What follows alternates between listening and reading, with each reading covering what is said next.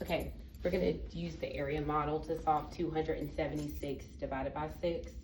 I started off with a blank rectangle.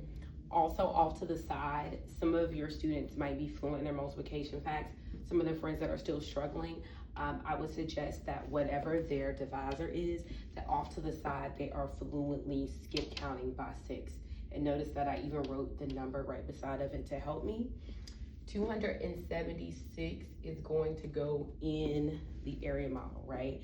So now I'm thinking, okay, if I'm using multiples of 6, because that's what my divisor is, what number could I use in the hundreds place to take the largest amount out, okay? So I'm thinking about multiples of 6.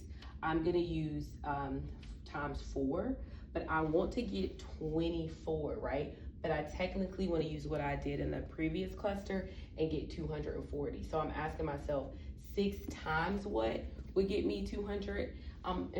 And so I would put 40 at the top, right?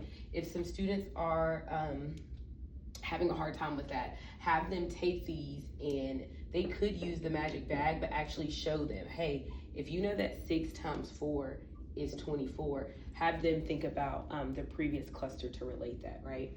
So now I am 6 times 40. Now I'm just going to subtract, which is the same thing that we did in the big 7. It's just we're using this space, okay? 6 minus 0 is 6. 7, there's 36 left, okay? 36 cannot be my remainder because my remainder needs to be less than my divisor, which is 6.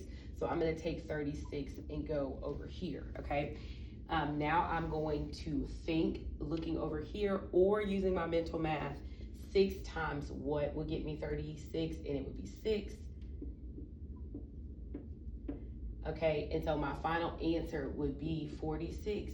And this is the opportunity for students to check, right? They don't need to draw their area model as big. It just depends on how many times it takes the students, and if you are having them use the list of facts or if you're having them use the magic bag. But I know that this is my final answer because I have 0 left. And once again, you can have them multiply 46 times 6 to get your final answer. One question that they might ask them on the EOG or benchmark is they might give them an area model. So let's make mine smaller, right? Let's make mine smaller. They might give them an area model and ask them, okay, which problem was Ken working out? And they're gonna have to realize that 276 was here and the divisor was 6, right? Or they might ask them, what is the answer? And they would have to realize that 4